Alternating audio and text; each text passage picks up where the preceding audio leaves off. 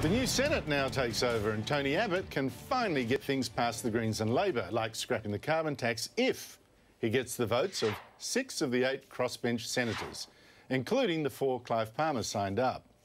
Among those is Ricky Muir, more famous for throwing kangaroo poo than contributing to public debates. Abbott this week met Muir and poured on the charm. He's a decent, salt-of-the-earth country Victorian. It was a good chance, I guess, to open what I'm sure will be a constructive and civil relationship, perhaps even a friendship. But Abbott isn't charming Jackie Lambie, who calls him a political psychopath.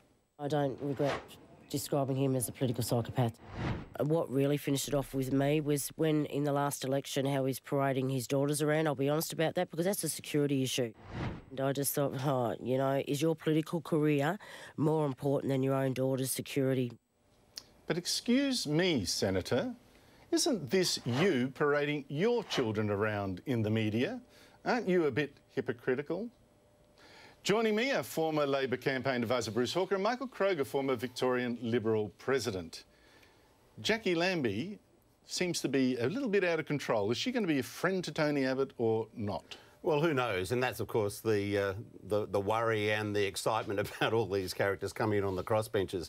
But what we do know is that they're very populist in their approach.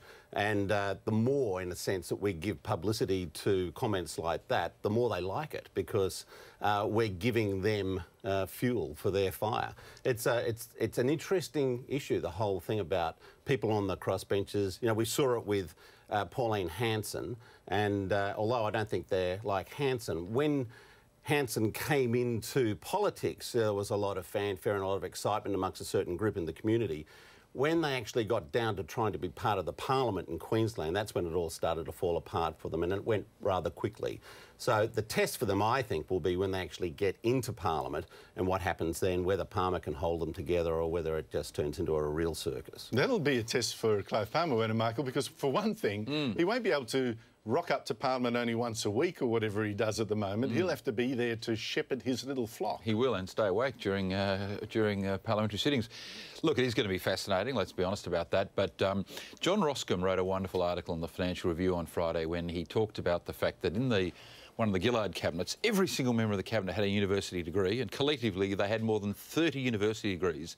And what you're seeing amongst the elite press is that people like Ricky Muir and Jackie Lambie, you know, shouldn't be in the Senate because they don't, you know, they're not smart enough. And that kind of elitism will go down very badly amongst Australians, I think. So we'll just have to wait and see what happens. But that's my elitism too. I don't think they are smart enough for the job, Michael. I really don't. Well, when John Curtin left school at 13, who would have thought he'd end up in Parliament? Jackie Lambie is no John Curtin. No one's saying she is. But what I'm saying is there are ordinary people who have got into Parliament and done extraordinary things. You know, Keating left school at 15. We know Chifley was a train driver. You know, ordinary people have got into these parliaments and done wonderful things. And as I said, as pointing out what Roscombe said, you can have a cabinet full of people with university degrees paid for, in those cases, by the taxpayer, and look at the unholy mess they made of this country. That's true. You can be smart but not wise. How workable for the current government? How workable will this Senate be, do you think? Because Tony Abbott desperately needs to get things through a Senate to show that he can do stuff. Yeah, I think he needs 6 of the 8, I think, isn't it? But that includes the Palmer people. And that includes Palmer and his crew. I think that they will get a large part of their agenda through, but they'll have to sit down and they'll have to do a negotiation on a lot of it. And that, of course, is where it becomes a bit of a challenge for him, because if it looks like he's retreating too far, then he doesn't look like he's a strong Prime Minister, and that's a problem for him as well. So wherever you go when you've got what is effectively a hung Senate or a hung Parliament, you've always got problems as a government. Although John Howard was good in having that same problem with the Democrats and still looking like he was in charge of the agenda, even though he made huge compromises. Is Tony Abbott able to do that? Will the media actually let him seem like he's still in charge of the agenda? I think it'll be easier for him than dealing with the Democrats. I mean, whoever thought we'd get those changes to industrial relations and the GST through the Democrats and through the Senate? No one did, but we did. You've got to think that you know, a number of the new senators, Lionhelm, Bob Day, are going to be very sensible in relation to economic matters. But as Bruce said, he needs 6 of 8. He needs Palmer, otherwise nothing will get through the Senate. And that's just a matter of grinding away with Clive Palmer, who's, after all, a businessman, a successful businessman. He understands the use of capital, the importance of labour, the importance of free markets, low taxes. And the he gets art those things. of a deal. He gets absolutely, he gets those things. Well, the thing about Palmer is, I think a lot of Conservatives are sort of hoping that he'll come a cropper. There were more allegations this week about $12 million he allegedly took from a Chinese company. It was meant to pay for port operations for their mine, but some of that money seems to have gone to pay an advertising company working on his political campaign. He denies that. How serious is this issue? Look, I don't know. I mean, obviously, this is going to find its way into the courts, and I think already is there, and that's where the thing will be played out. But it's arbitration now, but no charges. I think the public are going to cut him a lot of slack. That's my sense of it. Isn't that weird? You know, like someone like an Abbott or a Bill Shorten, they wouldn't be getting this slack. No. What is different about Palmer? I think because he's different. You know. Different. Because he is different. He is different. And I think people say, well, you know, he's coming in there, he's not pretending that he's, you know, he's a great intellect or whatever. He's coming in because he's going to represent, you know, a sensible middle course in Australian politics. That's and amongst that group of people that vote for him, that's a very strongly held view. And I think it'll be very, very difficult to tarnish Clive Palmer too. The way to do it, I guess, is playing the self-interest card with him. But listen, all this Palmer. Among the new senators are, as you say, Bob Day and David Lionhelm, both people that I think will help recenter the debate, even though there's only 2 of them. Have a listen, for example, to David Lionhelm, who's a Liberal Democrat.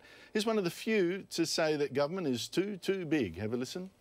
Godzilla is the massive government that we've got. What is it, 1.9 million public servants, that costing us hundreds of billions of dollars.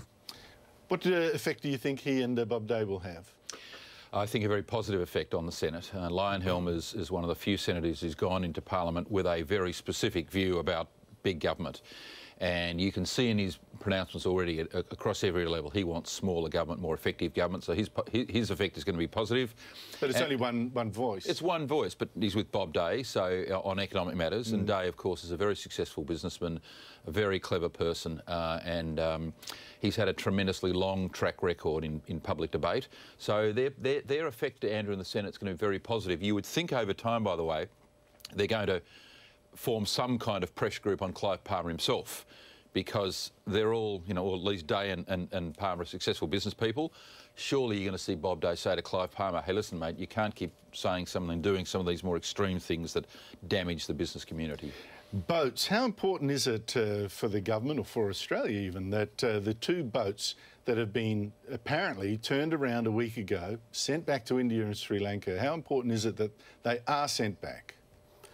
Well, I think this is a rather disturbing development, frankly, because of the way in which it's happened. I worry that the public isn't finding out what has happened to these boats, whether they've been returned to Sri Lanka. What's happened to the people who were on those boats? Are they now, you know, in prison somewhere? You know, You'll know that in a week. They've just come out of it. Well, I don't know that we will know that. They've just come out of a terrible war in Sri Lanka. 5 years ago. And, well, there's still talk about people being tortured. And I think we've got to be very concerned about all that. So, on 2 grounds. One, I think there should be an element of transparency in all this. I think the public in a democracy deserves to know what happened. They may probably will form a judgment that they should have sent them back. But I do worry about the precedents that sets. Well, look, you know, Andrew, the Rudd-Gillard government's policies in relation to border protection were the greatest public policy failure in the history of this country, the worst policy ever implemented by any government at any time since 1901. This fellow Morrison has done a spectacular job. No deaths at sea, no boats, children in detention down 30% under the Abbott government. And this policy in Sri Lanka is, of course, implementing a policy signed by the Labor government. So Scott Morrison is only implementing a Labor government policy. Of greater concern domestically is, of course, the Australian Human Rights Commission. Now, this body, do you know, this body has never, ever made any serious investigation or complaint about the 1,200 people who drowned at sea. They did a whole report last year on asylum seekers, refugees and human rights, and all they could come up with was, oh, deaths at sea, yes, it's complex. That's all they said in their whole report. These are the people that should be banging the table hard about deaths at sea, how they happened and how we can continue to stop them, because at the minute, these people are asleep at the wheel. Well, I think that item 1 for a re-elected Abbott government, should we have one, is abolish the Human Rights Commission. What good have they done? We'll be back with more from the panel after the break. Communications Minister Malcolm Turnbull said I was deranged to say that he was after Tony Abbott's job. Funny. This week, this same Turnbull was saying how the Rudd government waited too long to release the Henry tax review and then had a go at Abbott, suggesting he'd made the same mistake delaying the Audit Commission report which made the case for the government's budget cuts. One of the great mistakes that was made was when Ken Henry produced his fine tax review. It should have been released immediately. Governments... Like the Audit Commission? You may very well say that, but I couldn't possibly comment. So, first that ping. Next, Turnbull staged a tantrum when the head of Abbott's department, Ian Watt, chose 2 Conservatives, columnist Janet Albrighton and former Liberal Minister Neil Brown, for a panel that helps choose ABC board members. Turnbull told the ABC it wasn't his idea to pick Conservatives, no. Hint, it was Abbott's. It's not an appointment by me, and the legislation that Mr Rudd introduced was designed to make it a non-political appointment. So you have to assume that Dr Watt chose Neil Brown and Janet Albrighton in his own discretion. Do you assume that? Well, that's what the legislation was intended to do, but if you want to check that, you should speak to Dr Watt. I'm back with Michael Kroger and Bruce Hawker. Michael, why did Turnbull distance himself from the decision to try and balance ABC board appointments? He even warned that board members shouldn't just be picked for their ideological soundness. What's going on? You're trying to get me into a lot of trouble here, Andrew. I've got the ball is sitting right there. Take the bat and give it your best swing. I've got enough enemies in life without creating more today. Look, here's the truth of the matter. I was on the ABC board for 5 years. The board I was on, and every board since, has been in breach of the ABC Act. Section 8(1)(c) of the ABC Act says the board has a statutory responsibility to ensure the presentation of news and information impartially. Has to be impartial. That's a statutory responsibility of the board. Now, they've been in breach of that ever since I've had any association with the board. If anyone can appoint board members who are going to try and uphold that provision of the ABC Act, Section 8, I'm for that. But as for talking about what Malcolm has said, as I said to you a few weeks ago, Malcolm is Malcolm. Bruce, what's Michael? Yes, what is Michael not wanting to say? I've got no idea, Your Honour. Look, no, I know what he doesn't want to say. He doesn't want to say the obvious truth. I've got no doubt that Malcolm Turnbull still has his Field Marshal's baton firmly in his pack. And every now and then he just likes to remind people about that. And, you know, I think at a time when the government is travelling very badly in the polls, it's, you know, it's very tempting just to say, oh, by the way, I'm the one that everybody in the taxis and in the streets say would be a very good, fair, decent, centre-of-the-road Liberal Prime Minister. And that's very tempting, you know, and that is a very appealing thing for a lot of people when the government isn't travelling well. What is actually saying here to the ABC, his favourite media outlet, he won't come on this show, he will go on the ABC, is, by the way, I'm looking after you. It's not my idea to have these wicked Conservatives try to balance the ABC. Heavens to Betsy. Am I right, Michael? Well, ditto the previous answer I gave you. Ditto the previous answer, OK, no comment. I couldn't possibly comment. You may well say that. Yeah, probably yes, right. Isn't that his formula? Probably right. The man is, I think that's a menace. Should there be a reshuffle and should he be moved on? I'm sorry, let me just defang that question. Should there be a reshuffle with the government travelling so badly? I don't think so. You know, it's the budget that's been the problem for the government. not border protection, not a number of the other policies. The budget has been the serious problem for the government, and they have to sell it a lot better than they've been selling it so far. Quite frankly, it's been a poor public relations exercise. I'm assuming things will get a lot better when the various pieces of legislation get through the Senate. Government will have achievements on the books, and then things will return to normality. But it hasn't been a good job so far. You'd have to be, you'd be foolish not to acknowledge that. Sure. Bruce, what I think Michael is echoing is the sort of sentiment within the government that steady as she goes, we can turn this around if we keep at it, keep disciplined and all that. Has the government reached a point where that actually isn't going to be the answer? You have to have a come to Jesus moment. We've sinned and we've repented, and here's the repentance, and it includes a reshuffle. Oh, look, I don't think so. I think it's far too early for anyone to be showing great fear inside the ranks of the government. They've got 2 years or so to go before the next election. And I think if they looked to be overreactive, then that would be a signal to the electorate. That no, but it's a little, Arthur Sinodinos, does he come back or not? You can... Oh, you can make some changes, but I'm talking about Turnbull here particularly. I think that would be something of a lightning conductor. And I think you'd be much better if you're one of the spin doctors or one of the advisors inside the government to say, let's just leave things as they are at the moment. Hard. One of the interesting things, though, by the way, I think is that the conundrum, in a sense, for Labor is how much of this budget do you let through? Should they actually be hoist on their own petard? Well, the other way to look at it is from the Liberal point of view, Michael. Should Tony Abbott be grateful that the Senate will probably block everything that's unpopular in his budget? Well, I think the Senate is definitely going to stop the Medicare co-payment.